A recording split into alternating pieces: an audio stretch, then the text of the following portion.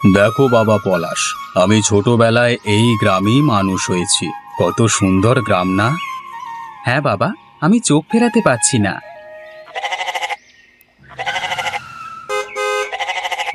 Driver, ওদের বিরক্ত করো না, ওরা যেমন যাচ্ছে যেতে দাও।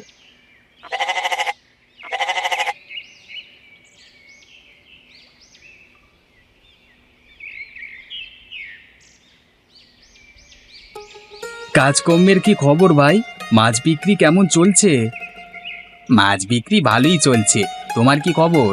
কৃষিকাজ এবং ওই রামবাবুর বিষয় সম্পত্তি দেখাশোনা করা, এসব নিয়ে বেশ ভালোই আছো? হ্যাঁ, সে তো আছি। কয়েকদিনের মধ্যেই রামবাবুর আসবার কথা আছে, দেখা যাক কবে আসে। মানুষটা বড্ড ভালো, গ্রামের মানুষের কত সাহায্য করেন। তিনি যে এখানে না থেকে শহরে কেন গেলেন কে জানে। আরে রামবাবু কর্মসূত্রে শহরে গিয়ে সেখানেই তার পরিবার গড়ে ওঠে, তারপর আর গ্রামের দিকে মুখ ফিরে তাকাননি।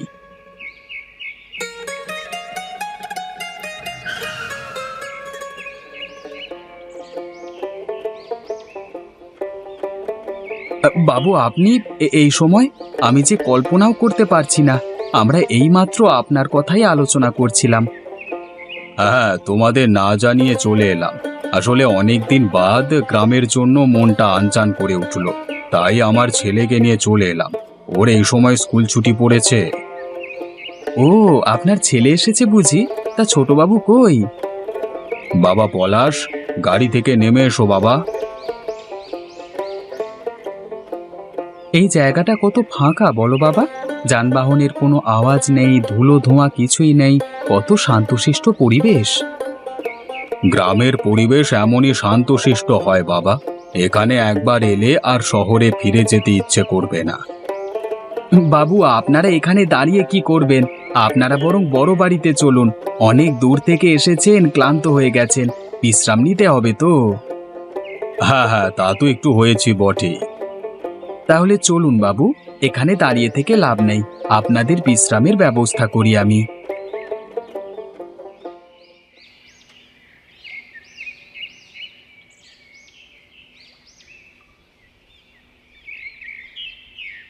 গিন্নি, তুমি করেছোটা কি? এই যে ভাতের চাল থেকে কাঁকড়গুলো আলাদা করছি। এ কি, নগেনদা এসেছো? এসো বসো। বসবার সময় নেই বৌদি, ওদিকে রামবাবু এসে পৌঁছেছেন। সে কি, তাই নাকি গো? তাহলে তো ওনাদের খাবারের ব্যবস্থা করতে হয়। আমি এইমাত্র ওনাদিকে বড় বাড়িতে আরাম করতে দিয়ে এলাম। অনেক দূর থেকে এসেছেন তো, দুপুরের খাবারের ব্যবস্থা করতে হয় তো, তাই না? তা তো বটেই। তা কি রান্না করবো গো? ঘরে তো তেমন কিছুই নেই। যা তা রান্না করলে তো হবেই না। আমি বরং একটু বাজারে যাচ্ছি, কিছুটা মুরগির মাংস নিয়ে আসি।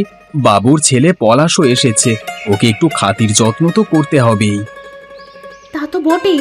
আচ্ছা, তুমি বাজারে যাচ্ছ যাও, আমি বরং পুকুরের ঘাট থেকে কয়েকটা কাঠকচু তুলে নিয়ে চলে আসি। কাঠকচু দিয়ে কি করবে তুমি? সেটা তুমি দেখতে পাবে, এখন আমি কিছুই বলবো না।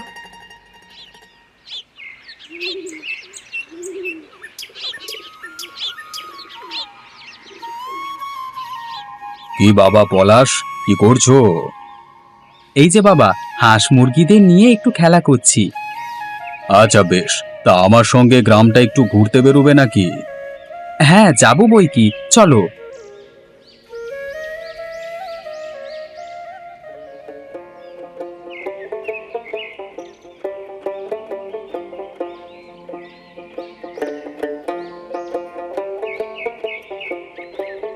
দেখো বাবা দেখো, মন ভরে দেখো।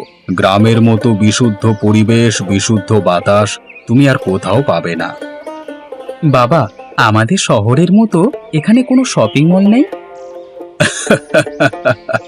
এখানে শপিং মল কোথায় পাবে? তবে হ্যাঁ, খাঁটি সবজির বাজার, মাছের বাজার সব এখানেই বসে। আর কোল্ড ড্রিঙ্কস? খাঁটি আখের শরবত, একেবারে পেট মন সব ঠান্ডা করে দেয়, শরীরের কোনো ক্ষতি করে না। তুমি খাবে নাকি? খেলে তো ভালোই হয় বাবা। তবে চলো, বাজারের দিকটায় যাওয়া যাক।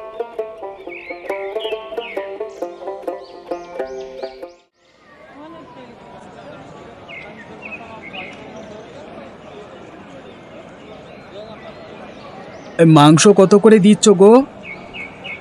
220 টাকা প্রতি কেজি। কতটা লাগবে? একটু কম করে হবে না?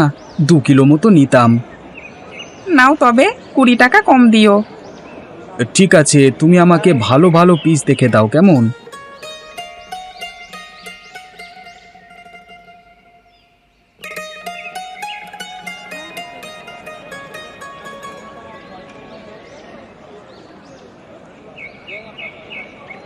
একি বাবু, আপনি এখানে কি করছেন?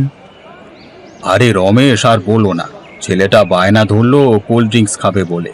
তাই আমি বললাম চলো তোমাকে আখের রস খাইয়ে আনি। তা বেশ করেছেন বাবু, আখের রস খেলে মন পেট দুটোই ঠান্ডা হয়। তা তোমরা এখানে সবাই বাজার করতে এলে নাকি? হ্যাঁ বাবু, এই আপনার জন্য একটু খাবার দাবারের আয়োজন আর কি। সে কি, আমাকে না বলি তোমরা চলে এলে যে?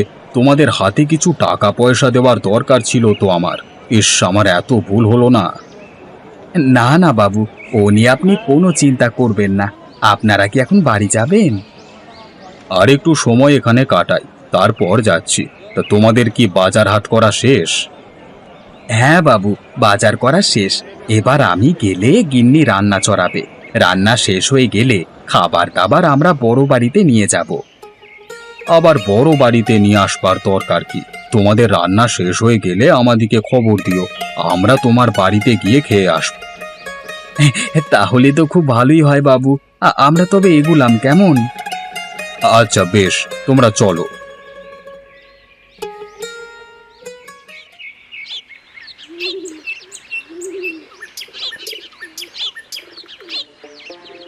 গিন্নি, কি করছো তুমি? এই নাও, বাজার নিয়ে চলে এসেছি।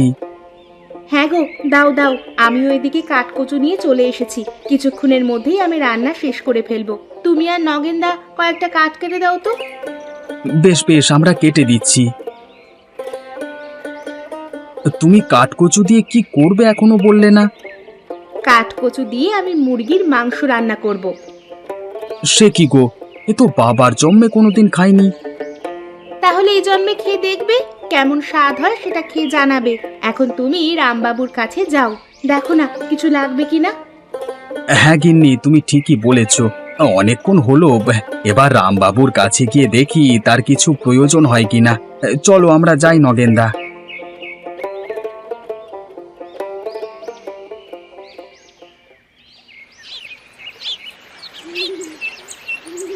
আরে, ওই হাঁসটা তার ছানাগুলোকে নিয়ে পুকুরে নামছে বটে, কিন্তু ছানাগুলো কি পুকুরের জলে সাঁতার কাটতে পারবে?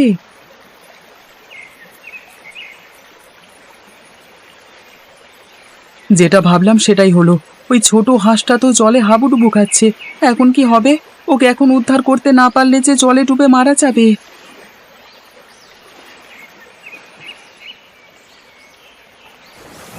বাঁচাও, বাঁচাও, আমাকে বাঁচাও, বাঁচাও, বাঁচাও, আমাকে বাঁচাও, বাঁচাও।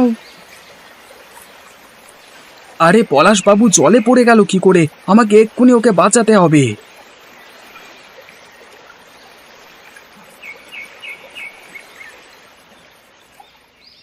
আরে বাবা পলাশ, তুমি জলে পড়ে গেলে কি করে? বাবা, বাবা, ওই হাঁস ছানাটা জলে ডুবে যাচ্ছিল। আমি ওকে বাঁচাতে গিয়ে জলের নিচে কি যেন পা আটকে যায়, তাই জন্যই আমি আর নড়তে পারছিলাম না। আরে পলাশ বাবু, এসব পুকুরের নিচে অনেক লতা ঝোপ আছে, যেগুলো পায়ে আটকে গেলে আর কোনো উপায় নেই। কিন্তু আমি তো সেটা জানতাম না। বেশ বেশ, তুমি গ্রামের ছেলে হলে অনায়াসেই এই বাধা পার করতে পারতে। আসলে শহরের সুইমিং পুলে সাঁতার কেটে তো তুমি অভ্যস্ত, আর এটা হলো বাস্তবের প্রাকৃতিক সুইমিং পুল। এখানে একটু বাধা তো থাকবেই। আপনি এখানে বসে কি করছিলেন বাবু? এই গাছতলায় বসে ঠান্ডা হাওয়া শরীরে লাগিয়ে একটু ঘুমিয়ে গেছিলাম। তোমরা কোথায় যাচ্ছিলে? আমরা আপনার কাছেই যাচ্ছিলাম। গিন্নি বলল বাবুর কিছু দরকার হলো নাকি দেখো, তার জন্যই আর কি। তবে এসেছো যখন চলো, বাড়িতে স্নান টান করে একেবারে তোমাদের ওখানে গিয়ে ওঠা যাক। পলাশের তো স্নান হয়েই গেছে।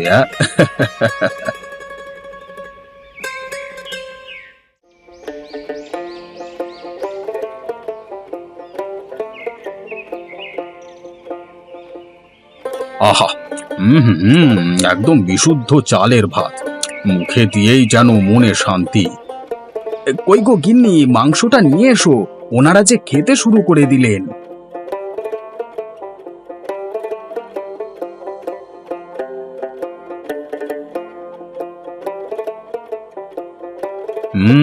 বাহ! জীবনে অনেক মাংস খেয়েছি, কিন্তু এই মাংসের স্বাদ একেবারে অন্যরকম। মালতা, তুমি কিভাবে এই মাংস রান্না করেছো মা? সবাই যেমন করে রান্না করে আমিও তেমনই রান্না করেছি বাবু, কিন্তু এই মুরগির মাংসের মধ্যে অন্য একটা জিনিস দেওয়া আছে, তাই জন্য এত স্বাদ। সেটা কি মা? কাঠকচু সিদ্ধ করে তার ভর্তা করে মাংসের ঝোলের মধ্যে দেওয়া আছে, তাই জন্যই এই মাংস খেতে একটু অন্যরকম হয়েছে। আপনার ভালো লেগেছে বাবু? ভালো মানে? এ তো অসাধারণ হয়েছে, একদম মুখে লেগে থাকবার মতো। কাঠকচু দিয়ে মুরগি রান্না, বাহ! এর থেকে ভালো আর কিছু হতে পারে না। কি বাবা পলাশ, তোমার কেমন লাগছে বাবা? আমার দারুণ লাগছে বাবা, এরকম রান্না আমি আগে কোনো দিন খাইনি। কই গো, তুমি বসে রইলে কেন? পলাশ বাবাকে আর কয়েক পিস মাংস দাও।